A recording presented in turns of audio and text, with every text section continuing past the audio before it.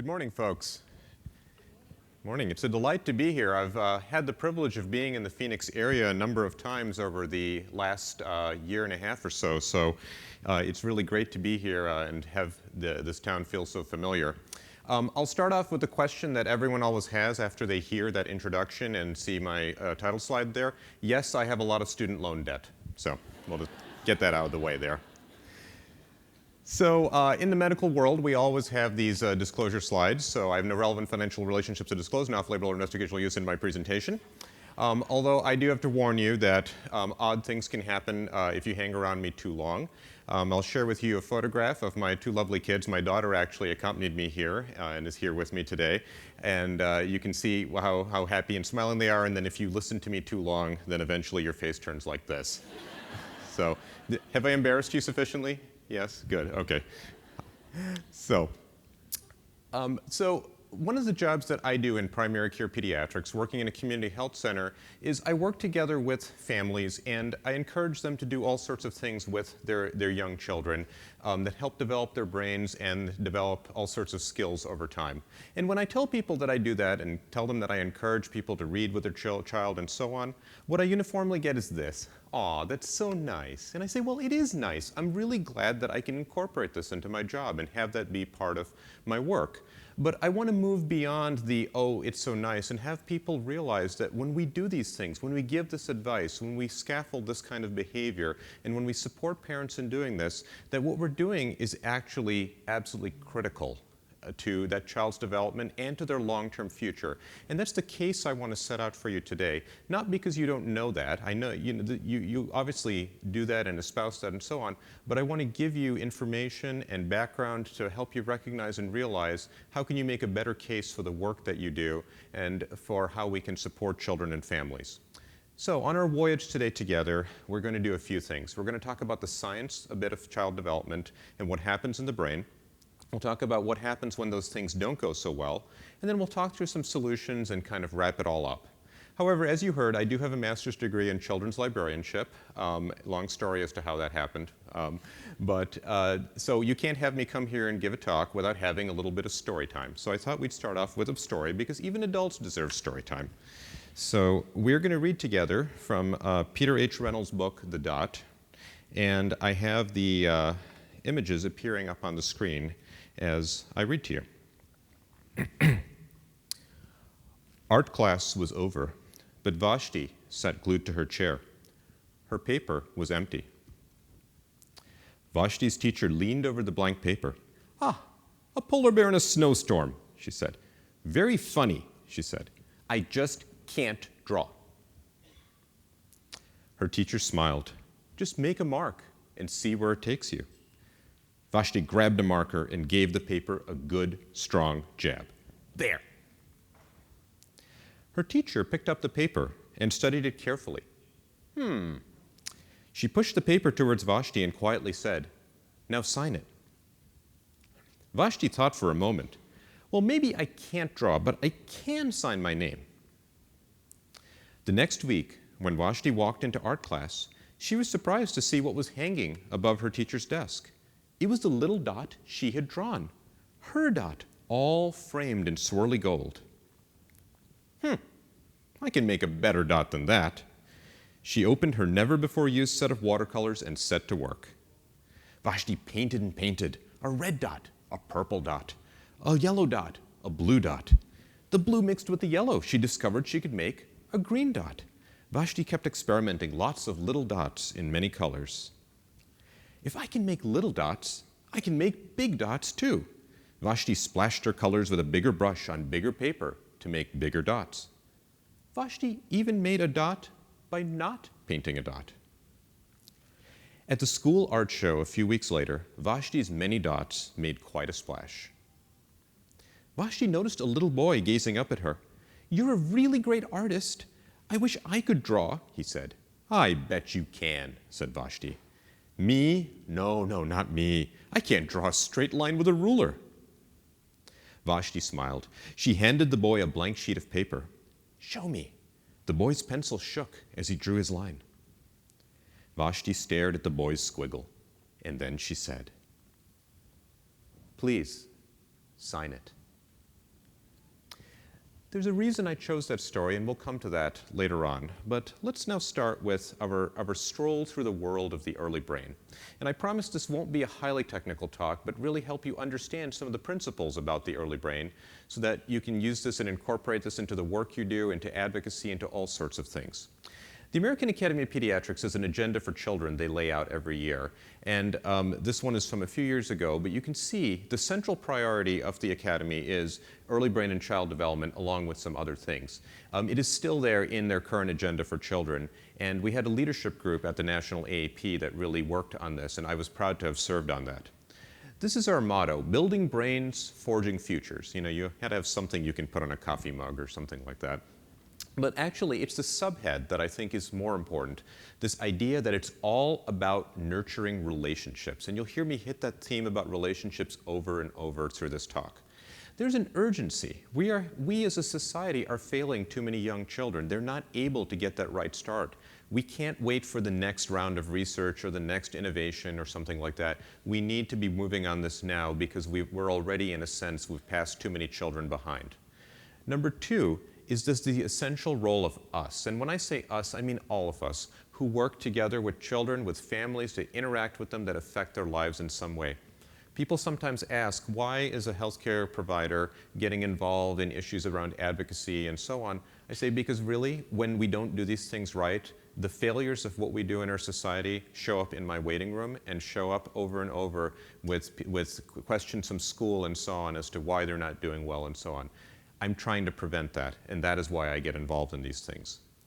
So in 2007, the National Scientific Council on the Developing Child came up with a report where they tried to lay out the big principles of early brain and child development. Let's take 40 years of research and let's try to pull it together into some big principles that we know we can really kind of, take to the bank, so to speak, that this is stuff that we really know and understand.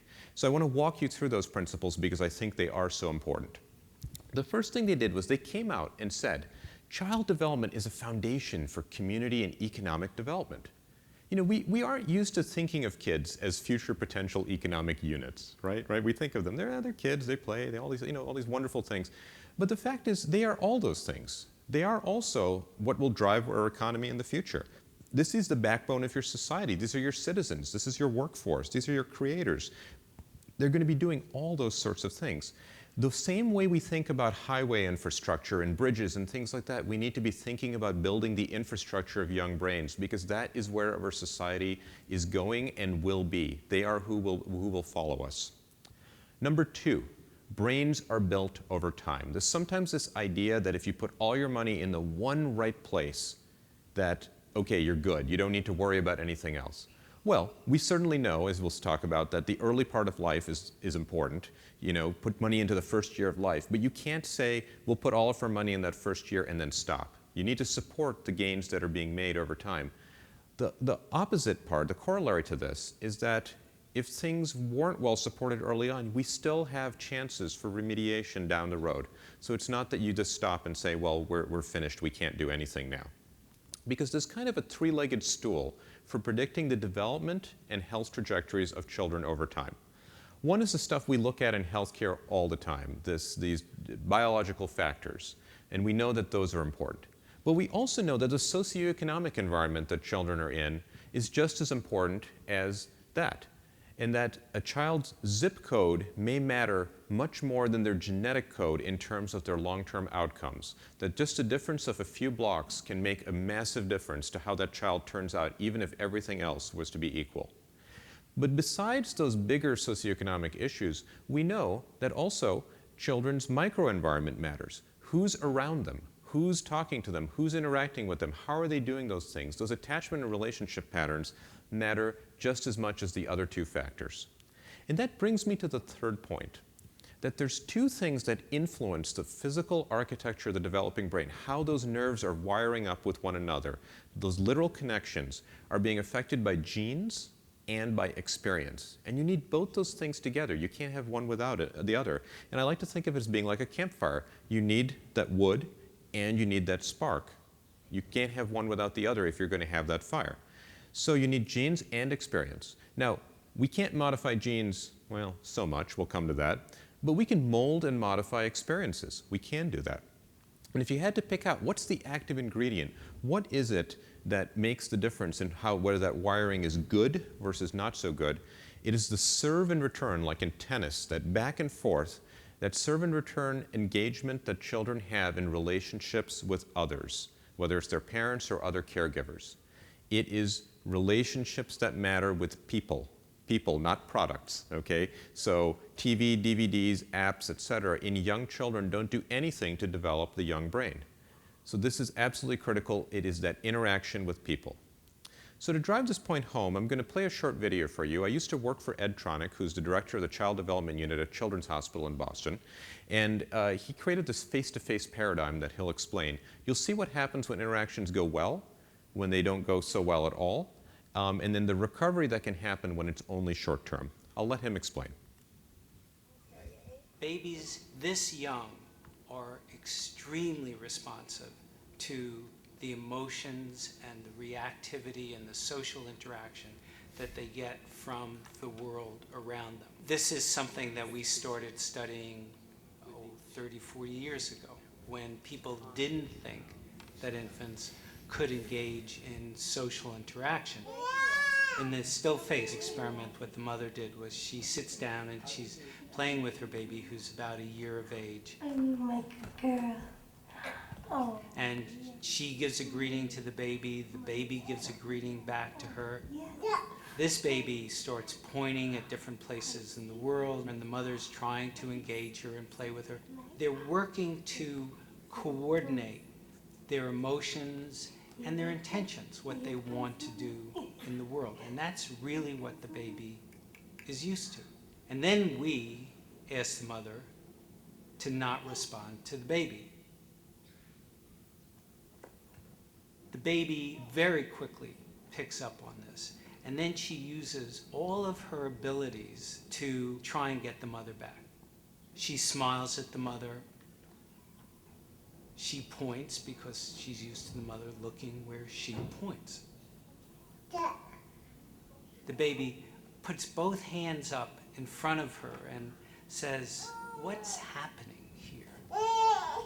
She makes that screechy sound at the mother, like, "Come on, why aren't we doing this?"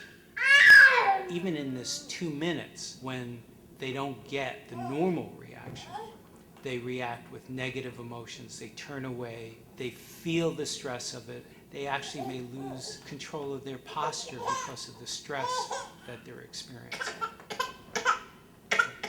Okay. I'm here. And what are you doing? Oh, yes. Oh, what a big girl. It's a little like the good, the bad, and the ugly. The good is that normal stuff that goes on, that we all do with our kids. The bad is when something bad happens, but the infant can overcome it. After all, when you stop the still face, the mother and the baby start to play again. The ugly is when you don't give the child any chance to get back to the good.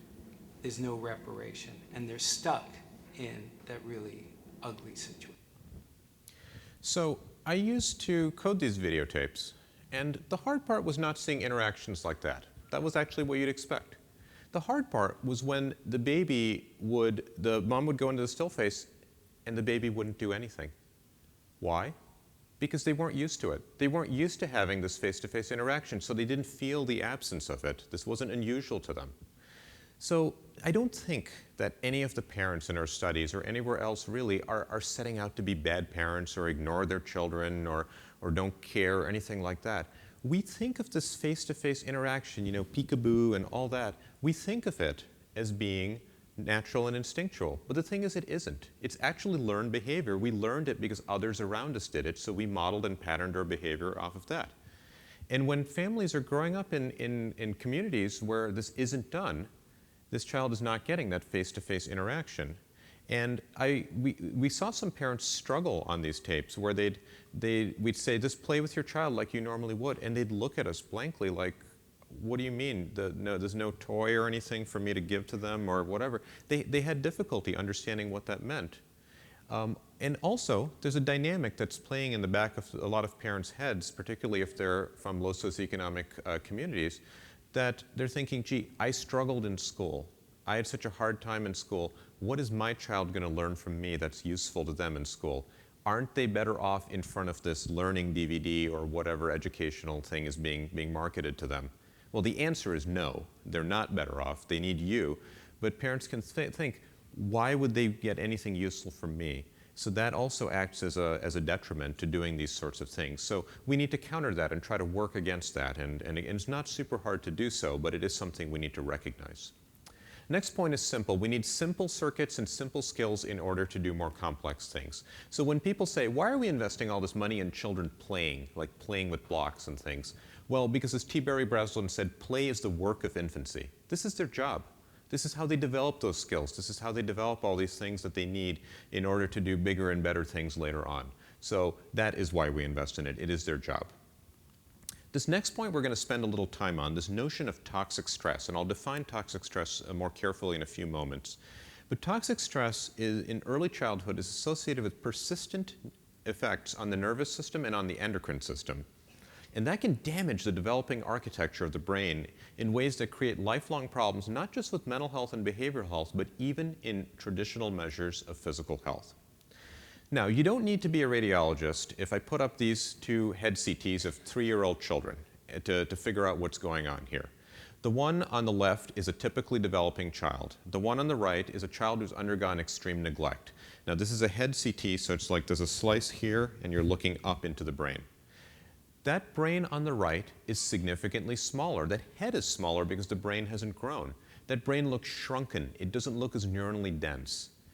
Now, this is extreme emotional neglect. And I want to point out, obviously, it'd be unethical to do an experiment this way. This is actually one of the Romanian orphans from the 1980s that were in these large warehouse-style orphanages. They were bathed, they were fed, they were clothed, but no one really interacted with them or talked to them because they just didn't have the personnel to do that.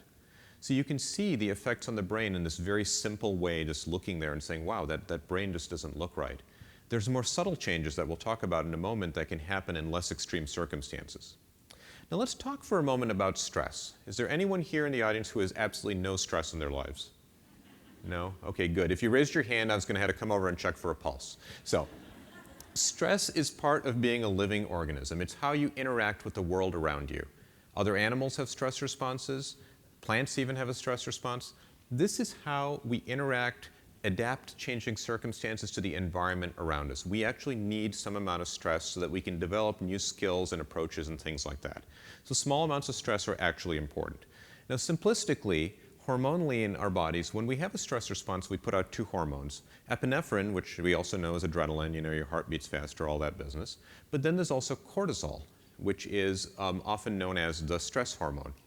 Now, whenever I talk to medical students and residents and I ask about cortisol, they all think about all these things that we talk about in medical school about, you know, when cortisol metabolism doesn't go right and genetic this and that. I say, yeah, but what does cortisol do normally? Like, why do we even have it? And they all look at me blankly because we never talk about that part. So cortisol is similar to like hydrocortisone, you know, that you put on an itchy area or something, poison ivy, whatever. It calms down inflammation. Now, why would you need that in a stress response? Well, let's think about it. You're out and, you know, in Wisconsin, I usually will be talking about bears and things like that. Down here, I suppose I could be, you know, you're walking along out in the desert and you fall and you twist your ankle and it really hurts. And what does your ankle do? Well, it swells up, it hurts, so you don't walk on it more and damage it more. It's swelling because your body's trying to get things to that ankle to help repair the damage, all that stuff. And you're sitting out there and going, oh boy, this is really not good. Okay, and then all of a sudden you see some rattlesnakes, you know, or something like that. And you're like, uh-oh, can't be just sitting here waiting for the snake to get too close to me. So what do? You have a stress response. Your body releases epinephrine, it releases cortisol and says, don't get swollen, don't hurt right now. This is not the time to worry about that. We need to preserve the rest of you. So you put out that cortisol and you make a run for it or whatever. I have no clue what you do with rattlesnakes, so, you know, which is probably a good thing. And you get out of there. So this is really important as a short-term response to a stressful situation. This is really quite important. What the problem is that when it becomes a long-term response, when it becomes a way of life, we see all sorts of badness happening, which we'll talk about. So you can set out these 3 levels of stress response. You can have small levels of stress, what we call positive stress. Your heart rate goes up a little bit, your stress hormones, a little bit of elevation in that. Okay, I like to joke this happens every time I give a talk, and that's a good thing. You want me not falling asleep up here, you want me to not forget what I'm saying next. If something goes wrong, you want me to be able to adapt, all those sorts of things. That's good stuff, it helps us.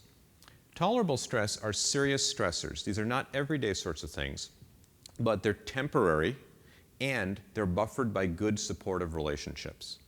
And then we have toxic stress. Toxic stress may be the same sort of thing as tolerable stress, but instead of those stress levels going up and staying up and then coming back down, they stay up, and there's this prolonged activation of the stress response systems, and there's few or no protective relationships.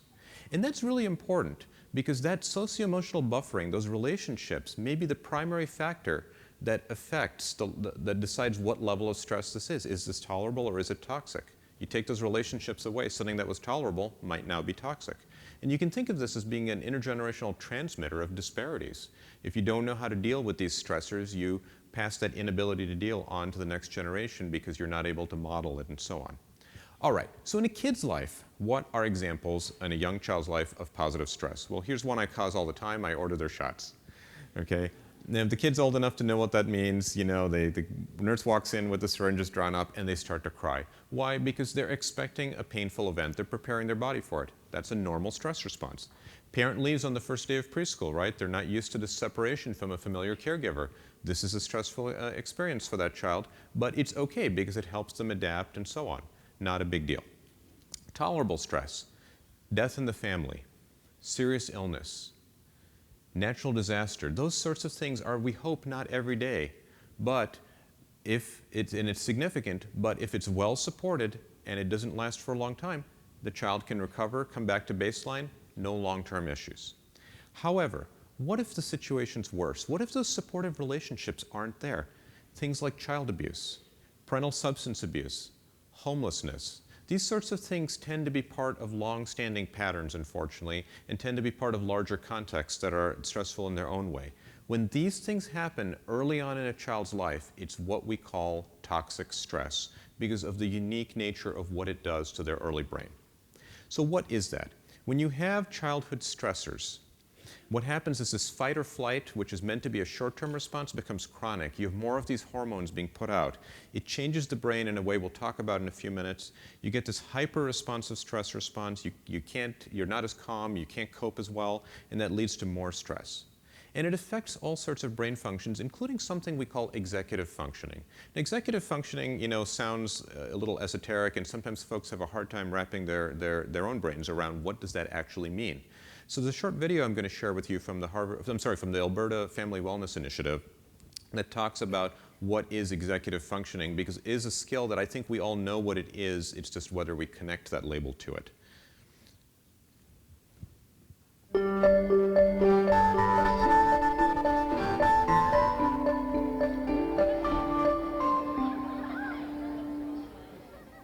Ever wonder why some children are well organized and have an easier time adapting to change than others? It's a result of how certain skills develop in our brains at a young age. Scientists call these skills executive function and self-regulation, which can be thought of like air traffic control in the child's mental airspace. Think of a young child's brain as the control tower at a busy airport. All those planes landing and taking off, and all of the support systems on the ground simultaneously demand the controller's attention to avoid a crash. It's the same with a young child learning to pay attention, plan ahead, cope with frustration, and follow lots of rules. When executive functioning skills are working well, they're invisible. It's not like you see them in action because they enable children to be a good student, to be a good friend, to learn well. So they're just kind of hidden. It's really when they break down or when a child is really challenged by these capacities, hasn't had a chance to develop them very well, that you see problems. Kids with well-developed executive function can deal with day-to-day worries, temptations, and obligations that pile up in their minds. They have the skills to regulate the flow of information and prioritize tasks. Executive function is one of the ways we manage stress and maintain an even keel, even as demands on our attention start to pile up. Kids who haven't developed strong executive function have a harder time directing mental traffic. Without the ability to prioritize, thoughts pile up and collisions occur, leading to frustration and anxiety. First of all, we aren't born with executive functioning skills. Executive functioning skills are capacities that we learn. It's very important that children be in relatively predictable, unchaotic environments that are free of toxic stress, because when we are surrounded by chaos and disorganization, and especially if we're surrounded by fear and anxiety and a world that feels threatening, it's very hard for children to acquire these kinds of capacities. Like most skills, good executive function depends on a strong brain foundation that develops in our earliest years of life. Caregivers can help by setting a good example with their own behavior, practicing serve and return interactions, and preventing toxic stress. As kids grow up through their preschool years and even into their teens, a stable, predictable environment will help them develop good executive function skills. Executive functioning skills can be trained and taught. You do not have to give up on a child who has these problems. There are very sensitive periods during the ages from about 2 to 5 or 6, and again during adolescence, when these skills seem to be kind of growing by leaps and bounds. So you have a couple of opportunities, and ideally do both. The human brain is an amazing thing. With practice, it can learn to pay attention, plan ahead, prioritize, and react to events as they unfold, just like the air traffic control tower at our busy airport. With help from the community, kids can learn the skills they need to thrive in a challenging world.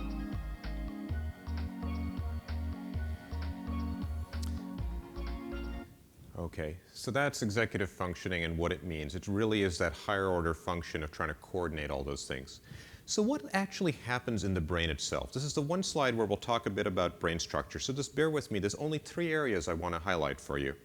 One is something called the amygdala. The amygdala is like the worry wart of the brain. This is where your fight or flight response, your fear, your act without thinking, all those sorts of things is what the amygdala is in charge of. And when kids have this early adversity, this exposure to early adversity, we see that their amygdala are larger. It's like a muscle. The more you use it, the larger it gets when it's in those early years of life. Now, countering the amygdala are 2 areas. One is the prefrontal cortex. The prefrontal cortex is one of those things that this is where your executive functioning skills reside.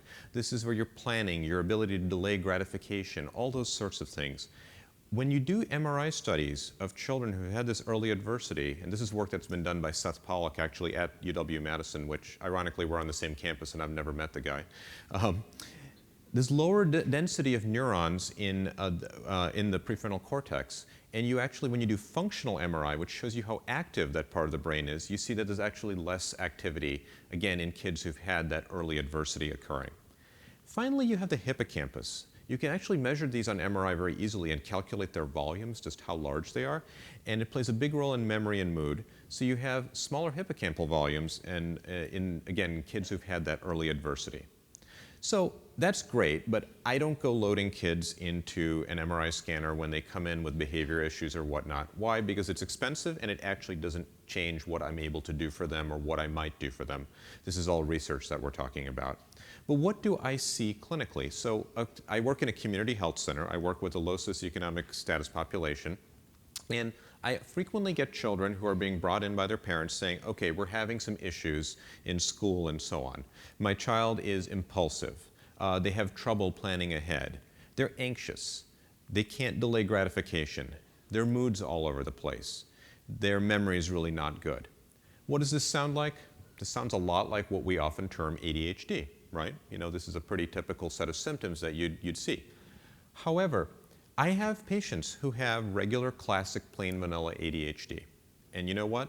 The kid's trying, the school's trying, the parents are trying, everyone's trying, and the kid just cannot pay attention. They actually do really well with a small dose of medication. And they actually take off and fly and do wonderfully, and their self-esteem and their grades and everything just goes flying up.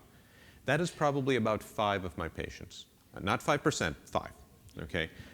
Because the vast number of other kids that I see with this sort of constellation of things, medication doesn't actually help all that much. It may help a little, but it's not making a huge, huge difference. And there's all sorts of other behavior and emotional issues going on. And when I do my evaluation of kids that are having behavior, learning, et cetera problems, I go all the way back. Actually, I go prenatally and I say, tell me how pregnancy was. Tell me everything that happened. And we walk all the way through birth, infancy, toddlerhood, until the present day. And I'm not just saying, oh, tell me this, tell me that. I'm asking specific questions. Was your child exposed to violence? Did they see violence happening in front of them? Were you ever homeless? Was there food insecurity? Those sorts of things, because you start to understand the accumulated burden of all that on that young brain, and then you see the results. So what we call often ADHD and slap that label on there because we need to have labels in our society and our systems that we have.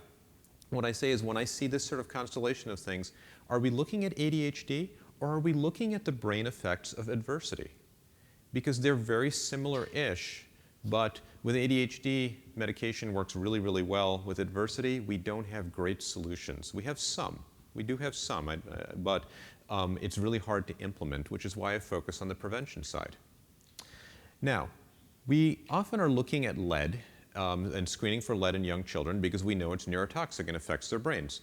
Well, I want to make the case to you that poverty is also neurotoxic. And I want to share with you 2 studies that are unrelated, but I hope will make the case for you here and kind of help fill in some of the connections here that I'm trying to make for you. In one study, they looked at 4-year-old kids in Head Start. They measured their salivary cortisol. Why salivary? Because they didn't want to cause a cortisol spike by drawing blood, right? And they're 4-year-olds, right? Here, spit into this tube. They probably thought that was great. They measured their executive function on formal testing, and they also asked their teachers what their self-control was like. And they saw 4 different responses. The typical cortisol response, which is this blue peaked line, is, stressor happens, cortisol goes up, stressor goes away, cortisol goes down. That blue peaked line there is what you'd expect to see. And those kids had higher executive functioning scores. They also were rated as having more self-control in the classroom by their teachers. Great. Those with any sort of disordered cortisol response, chronically high, chronically low, or this odd blunted response, any of the other lines up there, had lower executive functioning scores and lower self-control scores as well. Okay, so something in 4-year-olds between cortisol response and what we're seeing in the classroom on both formal testing and behavior was seemed to be connected. Let's look at a second study, again, not connected. They looked at 1,200 mother-infant dyads and watched them playing together. The moms who did scaffolding play, okay, so what's scaffolding play? Scaffolding play is when they're setting up the play environment for the child and supporting it, but they are not guiding what happens next. That's actually up to the child. So you take the shape sorter, and the mom says, oh, look, it's a circle, and puts it through the circle. And baby says, huh, and takes the square and tries to put it through the triangle, and it doesn't go. Well, in scaffolding play, mom holds back. And maybe baby will reorient the shape. Maybe baby tries a different hole. Maybe baby tries another shape. Maybe they lose interest. Maybe they get frustrated and start crying. Maybe they walk away. All of these are okay responses in that the child is kind of deciding where this is going to go next. So in scaffolding play, we saw that the children had lower average levels of cortisol, and they paid more attention to what was going on. The other dominant play style that was seen is what we call an authoritarian play style, where instead you got the shape sorter, same setup, baby takes that square and goes for the triangle, and mom says, no, no, no, that's not right, and guides their arm to the correct answer. Now, we know the shape sorter is not about the correct answer. No one is doing your college admissions based on your shape sorter performance at age 2, or at least I hope not. The shape sorter is about curiosity, it's about persistence, it's about spatial relations, fine motor skills, motivation, all those sorts of things. And the child who isn't given a chance to explore doesn't have a chance to develop any of those things really. So in an authoritarian play style, they found the babies had higher cortisol levels and paid less attention to what was going on. When did we see this? 7 months of age. And it held up through the study period, which went out to 15 months of age. And the kicker was, the more impoverished the family, the less likely they were to engage in that scaffolding. So let's connect the dots here. Something about living in poverty seems to be changing play styles and interaction with children. and probably something to do with toxic stress levels in the environment, that is showing up in disordered cortisol and disordered interactions, which we know from the face-to-face study and all those sorts of things. And then when you look ahead at age 4, you're seeing that disordered cortisol is associated with things that we don't want to see in preschoolers in terms of their ability to learn and be in the classroom setting and things like that. Now, is that a lot of leaps? Is that a lot of ifs? Sure it is. But the thing is, we have known for decades that children who grow up in poorer circumstances with more adversity around them struggle in our school system typically. Not all, but most of them do. This is not news to anyone. But what we now have are the beginnings of biomarkers. I say beginnings, the beginnings of biomarkers that help us understand what's the connection, how is this all going together with one another, and helping us understand that piece by piece. There's a lot more research to come, a lot more that we'll see in the next years that might help us know this in an even more full way. But there's real biological connections, probably mediated by cortisol, that help us explain that. So we know when kids have good experiences, that leads to good brain development and also good, something called epigenetic changes, which we'll talk about in a second, that also affects the brain. And that leads to, hopefully, good adaptive, healthy coping skills, and that this is a positive feedback loop and not a negative feedback loop, or so we hope. So let's talk for a moment about the term epigenetics. How many of you have heard epigenetics, this word? Yeah, so a fair number of hands. This is getting out there more and more. This word didn't exist when I went to med school, which actually wasn't all that long ago. Now our medical students are hearing about it as part of their genetics courses. There's a lot of things, if you start looking at epigenetics, there's all these mechanisms and blah, blah, blah and all that. Don't worry about that. The concept is what's important because, as I like to say, it's really cool stuff, but I don't completely understand it either. So, epigenetics, if you think about giraffes, okay, so there was a guy named Lamarck back in the 1800s, and he said giraffes got long necks because they would stretch their necks out to reach the top tree, the leaves on the trees, and that's why giraffes develop long necks, because they would stretch out their necks and then they would pass that trait on to their offspring and so on and so forth. And, well, that doesn't explain why every animal out there doesn't have long necks. Wouldn't they all like to be able to reach all the leaves, right? So then Darwin came along and said, no, it doesn't work that way. You can't alter your genes just by stretching things and moving things and whatnot. That doesn't work that way. It's natural selection, it's chance mutations, all that stuff. And everyone laughed at Lamarck, and he became this footnote in like high school biology textbooks of this is about the scientific method, right? You know, you have a theory, it gets disproven, somebody else comes up with a better theory, that's now, you know, what they follow and so on. Well, epigenetics tells us that maybe Lamarck was kind of right in a few ways, you know, not completely, but in a few ways. Epigenetics is fundamentally the study of which genes are turned on or off. You're not actually changing the genes, but you're deciding are they expressed or not and under what circumstances. So we have 23,000 genes in what we consider our genome. And that's passed on at the time of conception, and that's it. You know, you can't change them there. The epigenome is something that's built over time, and it determines what genes we're actually going to express or not. The one way to think about this relationship between the traditional genome and the epigenome is a computer's hardware to the operating system. It's really hard to open up most computers now and make alterations and changes unless you have special tools and skills and whatnot. So that's pretty fixed. But you can put in a new operating system, and that might give more capabilities or change things up or whatever. That's kind of what the epigenome is like. Another way to look at this is identical twins have the same genome, but they may have different epigenomes because they have different experiences and different connections and so on. If they grew up in different households, they may have very different epigenomes depending, again, on those experiences. So what are the switches that are used in epigenetic changes? It is things like nutritional status, exposure to toxins, and environmental interactions, those psychosocial connections that we've been talking about. These actually are significant. There's two studies. One looked at higher levels of maternal stress when a child was in their first year of life. We saw changes, what they call methylation of DNA, changes that still showed up on the DNA of those kids when they were adolescents, even if the stressors went away.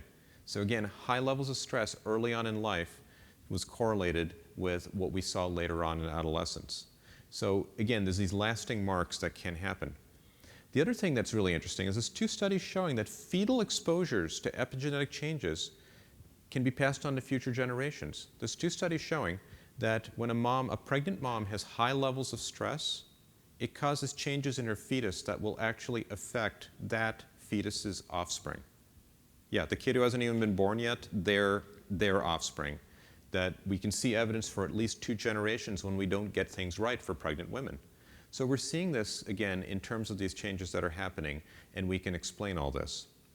So when there's repetitive, highly stressful experiences, these adversity response systems, this ability we have to respond to badness around us, we all have that genetic ability, but if we can't develop those systems well early on in life, because of these stressful experiences, those systems come out damaged. They come out not fully formed when you're in later childhood and adulthood. But if we have good positive experiences, rich learning, good supportive relationships, again, that genetic potential gets activated, and you can do all those things. So again, there's biological evidence through epigenetic mechanisms that we can do this if we get things right for children early on. All right. How many of you have heard of the Adverse Childhood Experiences Study? Good, fair number of hands again. When I give talks at medical grand rounds at various hospitals and so on, the percentage of people who raise their hands, sadly, in the medical community is still lower than the percent that raised their hands here, which is why I often call this the most important study you've probably never heard of. There's a guy who's doing obesity treatment programs, and he said, why do I have people dropping out of my program who are successfully losing weight and saying they can't do it? And they seem to have these childhood histories of abuse or trauma. These are adults. What's going on here? He couldn't understand why this connection was there. He said, there's something happening here. So he got together with the CDC and Kaiser Permanente. They looked at 17,000 patients going back over time. First time anyone looked at childhood exposures and tried to connect that to what happened to them as adults. Now, I want to be very clear, even for those of you who have heard of the study, who was actually in the study population? These were middle-class folks. They were mostly Caucasian, mostly college-educated, in their 50s, split evenly between men and women. Okay, this is not a study of an impoverished, at-risk population. This is actually a middle-class population, which is why this study has such dramatic results from it, that the implications are so dramatic. They looked at these different categories of household dysfunction and childhood stress, different types of abuse and neglect and other things that happened. These numbers appearing on the right are the prevalence in this cohort. Again, large, 17,000 people. These are not small numbers. 26% said that as a child, they were physically abused. 26%. They did not expect that number to be that high. Even the smallest number, 6%, for incarcerated household member, is still, 1 in 20. That's in a busy internal medicine practice. That's one patient walking in through your door to see you every single day on average. Now, sadly, some people don't have just one of these things. They can have multiples. So they created something called an ACE score, 1 point for each of those categories. And they said, okay, 26% had 1. But look at this. If you had 4 or 5 or 6 of these adverse childhood experiences, 1 in 20 for each of those groups, this was quite sizable. This was a lot of burden being put on those young kids. So they were unexpectedly common, and then when they looked at the results, they said, they're also cumulative. So let's see what that meant. In the first 3 years of life, did that child have developmental delay? Yep. If you had 5, 6, or 7 adverse childhood experiences, you actually had 75 to almost 100% chance of developmental delay compared to someone who had just 1 or 2. So great, there's some short-term effects there. What about long-term? This is a slide that blew my mind when I first saw it. The risk for adult heart disease. If you have 7 or 8 adverse childhood experiences, you had 3 times the odds of heart disease compared to someone who had none. 3 times. Now, if there was any other factor out there that was this huge, you can bet the drug companies would be trying to figure this out, right? Oh, it's poverty and adversity. Never mind, So, but this is quite significant. These are real physical changes in health that are reverberating across the decades. Something about childhood stress is causing changes in the biology of that young child that are playing out across the years and causing these real changes in real health indicators. Even small increases make a difference. These 3 bars, the lighter to darker, are no adverse childhood experiences, 1, and then the darkest is 2 or more. Major depression risks go up. CRP, which is a marker of general inflammation over time, it's a heart disease risk, go up. Other metabolic risk markers go up. Chronic diseases, diabetes, hypertension, et cetera, also go up. But if we create the right conditions for early childhood development, it's likely to be more effective and less costly than trying to figure it out later on. So let's look at developmental progress over time from 0 to about age 5. We got our healthy kids. We want them to stay on that healthy trajectory. We got our high-risk kids. This is your X26-week preemie or some other obvious thing that you can easily label. You know if you do nothing, their developmental outcome is going to be pretty crummy. And then you got the kids I worry about most, the at-risk kids. They're not as bad off as the high-risk kids, but they're harder to label, and there's so many more of them. These are our kids growing up in poverty and all. The thing that's important is that adversity pushes down on all these curves. It's not that you're somehow immune if you're already healthy. Again, we're talking about young children here under age 5. And since we can't snap our fingers and make adversity go away overnight, we need good protective interventions that shield children from the effects of adversity so that they can continue to develop normally. So what are these things? Well, for the healthy child, good anticipatory guidance, reading together, proper discipline, good health services, preschool, all those sorts of things will help keep that curve pushed up there. For the at-risk kid, you can do all of that plus some other things. You can do parental responsiveness training. That parent who doesn't know how to do face-to-face and peekaboo and all that business, you can do something so that they actually can learn how to do all those things. It doesn't take a huge intervention. You make sure that they're getting good language stimulation, again, from people, not products. They need to be hearing language. And again, high-quality early childhood education. And then the highest-risk kids, all of the above, including home visiting, specialized services, et cetera, to give them that extra push that they need there. Because kids are starting at different places.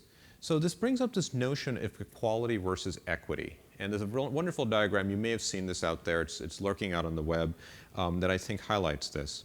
This is equality, okay? These are kids watching a baseball game over a fence there. And you can see they all have boxes that are the same height. They're all being given an equal push.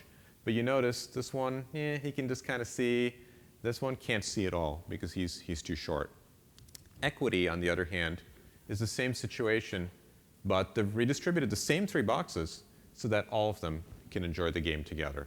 So it's about getting the right resources to the people who need them in the appropriate proportion over time.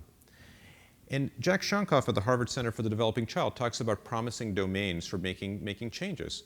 Reducing the emotional and behavioral barriers to learning. I have so many patients that are brilliant and smart, and you'd never know it because they are flunking out of school, because they have too many behavior and emotional problems layered on top of these wonderful intellects that they have. We will probably never see the great stuff they can produce because of that.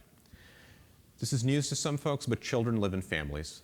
We can't transform the lives of children if we don't transform the lives of their parents. Who am I to tell a parent they should be reading to their child every single night when that parent looks at me and says, that's when I work my second job so we're not out on the street? Okay? Those sorts of things are also important. And then finally, trying to reconceptualize all this as health and well-being, not just what we do in healthcare, that it's all about health and well-being.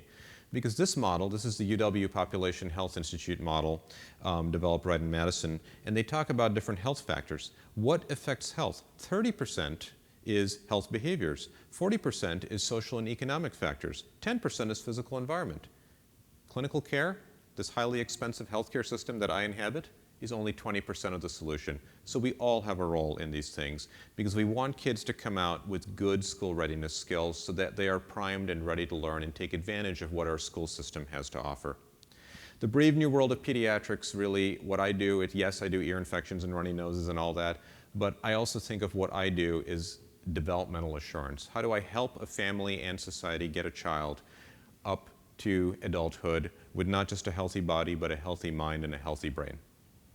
Now remember, none of this is to say that kids need to be engaged constantly. They should be allowed to explore on their own and have downtime and so on and so forth. Bad things are not necessarily a long-term negative. Remember, tolerable stress, supportive relationships, all that make the huge, huge differences. And that kids should get proper discipline. You're not going to cause toxic stress by putting your child into timeout or whatever the case may be. So some quick numbers to remember. There are 700 new neural connections per second happening in the developing brain. And this idea of brain plasticity is really important. Synaptic versus cellular, don't worry about the terms. The key thing is that synaptic plasticity is lifelong. Cellular plasticity is declining already by age 5. And the upshot of that is that diminishing cellular plasticity diminishes your ability to do remediation well. You can remediate a 3-year-old a lot easier than you can an 8-year-old. That's not to say the 8-year-old is not someone you can intervene with, or even a teenager, or even an adult. But it's a lot easier and more effective to do it earlier on.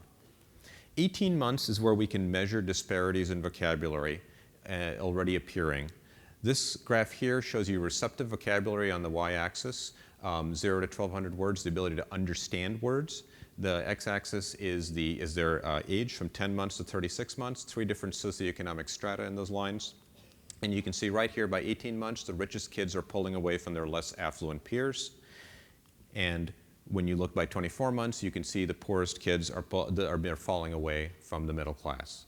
We're already seeing the gaps. The achievement gap is going to be solved when we work in the first 1,000 days of life, not by trying to band-aid it later on. And there's $4 to $9 in returns for every dollar we put into early childhood programs. Who says that? People like Jim Heckman. He is a Nobel laureate in economics, and he says that the return per dollar invested is highest in programs targeted towards the earliest years. It's not 0 for schooling, preschool, job training, all that stuff, but your best bang for your buck is early on. And as Frederick Douglass said, it is easier to build strong children than to repair broken men, long before we had MRIs and all that business. All right, so what can we do about all this? I will give you the solution. Well, no, not really. I'll give you principles of solutions. There's no one magic bullet. This isn't polio, right, where we said there's one virus, we figured out how to stop it, boom, we're done. This is really so multifactorial. We need solutions that do a few things. We need to build the capabilities of parents. They don't know how to do face-to-face play? Fine, we can teach them to do that. We need to build capacities. They might know how to do it, but they can't do it because of that second job or whatever the case may be. So how can we free them up and give them enough slack in their lives so that they're able to devote it to doing the good job of parenting that they want to do? We need things that are based in homes and communities. We need to address root causes. We need to have good long-term effects, use a prevention model, leverage the first 1,000 days of life, use evidence where it's available, but don't necessarily say if there's no evidence, we're not going to do it, no way, no how. There's such a thing as common sense, because if we wait for evidence, there's very few things we would actually be doing out there. And we need things that we can take to scale, because so many kids need this. So in clinical practice, our early brain group at the American Academy of Pediatrics did this guidance for pediatricians on things we can do at the regular checkups. Explore the child's environment, helping build relationships, teach parents about development, and support parents as they nurture their child's development. And we have programs like the one that I'm associated with, which is Reach Out and Read. Reach Out and Read has a very strong presence in Arizona. It's an early literacy program where we encourage families to read together with their child starting from the earliest days of life. And the way I like to sum it up is actually with this graphic here that I actually hand this out in clinic and so on, a prescription to read. Because this may be more important than any other prescription that I ever give that child or family over time. And I strongly believe that. Other programs are things like clinic, hospital, and home visiting sorts of issues. You can do different types of training and so on over time, and you're really utilizing poverty-aware approaches to care in a variety of different ways. I'm going to move forward a little bit here and talk briefly about one thing. We talk about how young children have this opportunity to change their brains because they're so plastic. We know that teenagers also have plasticity in their brain. This work that's actually been done by one of my colleagues at the Aspen Institute, I'm one of their Ascend Fellows, one of my fellow fellows, has shown evidence that actually new parents also have a period of brain plasticity in their own brains, and that we may have these open neurobiological windows that we can actually make a difference in. So it's not just infants, it's not just adolescents, it's also parents over time. So to sum up, there's a few things I want to say, using a public health approach to building healthy brains over time. We know that some kids are going to fall, so we need a net to catch them. That net is a big net. It's these primary preventions that we try to do out there. There's holes in that net, so we know kids will still fall through. We have a second net, which is our screening and targeted interventions over time. Some kids will still fall through, and that's where we have our smallest net coming in with our evidence-based treatments that make a difference for those few kids who do need it. So, why did I talk and start with the story of the dot? It's because it's not just a nice story. It's also about a teacher who believed in a child, a caring, consistent presence. That one caring, consistent presence made a big difference in her being able to really push out her skills and really enhance her capabilities in so many different ways. It also is a story of skill building. That child who didn't know, now Vashti knew how to work with another child and help build their skills over time. So it's also about doing that all in a variety of ways. Because our public investment in children by age is kind of screwed up. The brain's capacity to change is greatest back here, but our spending on programs to change the brain is all later on. It's in adolescence and adulthood and so on. And you can make a change through different sorts of policy.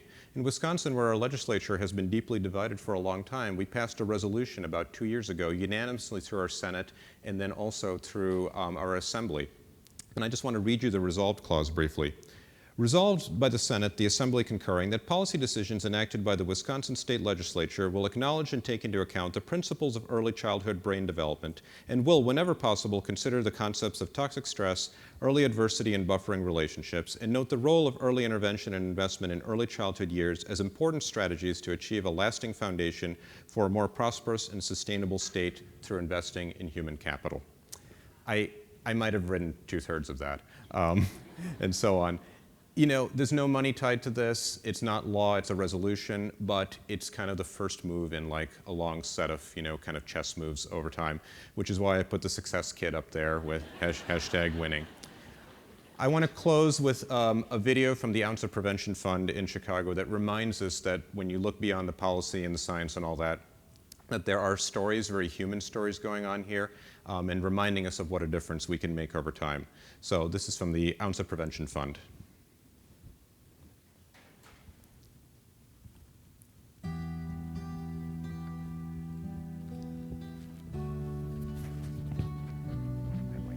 That's me at 4 months old. I'm one of the thousands of little miracles born into poverty every day. That's my mom. She's 17 and never finished high school. She's got some big dreams for me, but she's alone and she's scared.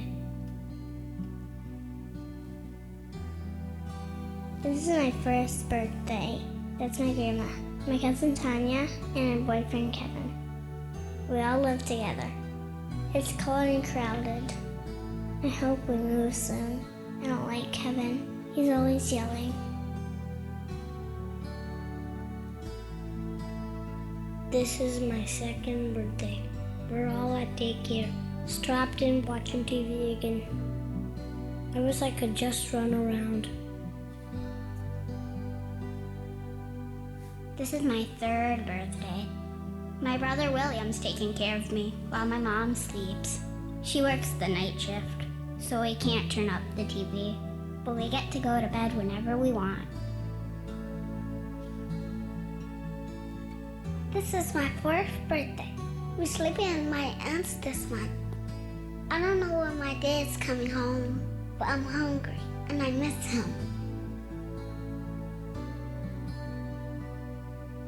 This is my fifth birthday. This is my first day of kindergarten. I'm tired. I'm hungry. I'm unprepared because I didn't get the right start. I'm twice as likely to be in special education. 30% more likely to never go to college. 70% more likely to be arrested for a violent crime. Become a teen parent. Drop out of school, never hold a job. Spend the rest of my life in poverty.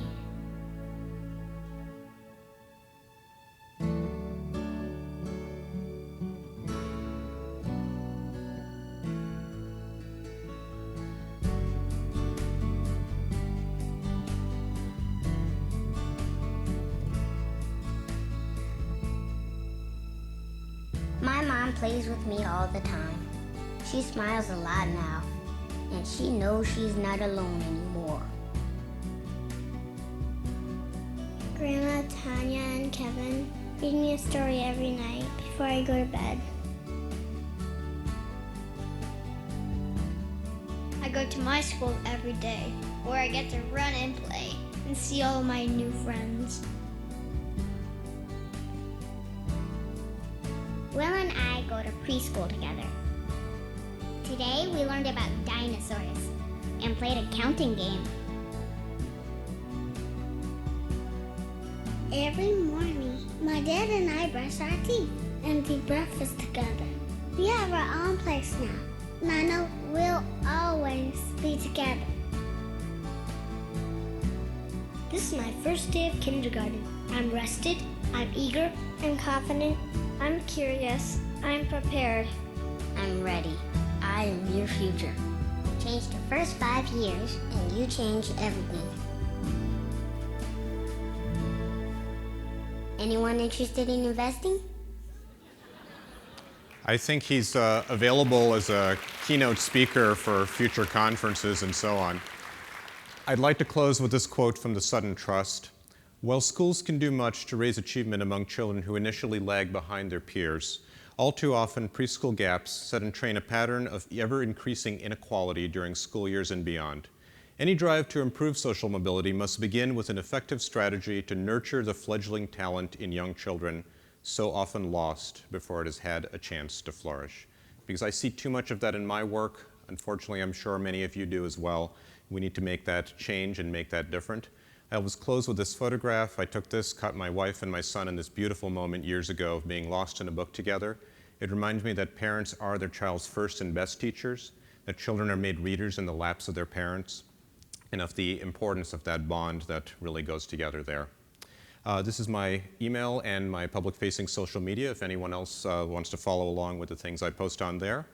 And thank you, finally, for all the work you do to make a difference in the lives of children. It really is so critical and so amazing what you do every single day. Thank you again for having me. I appreciate it.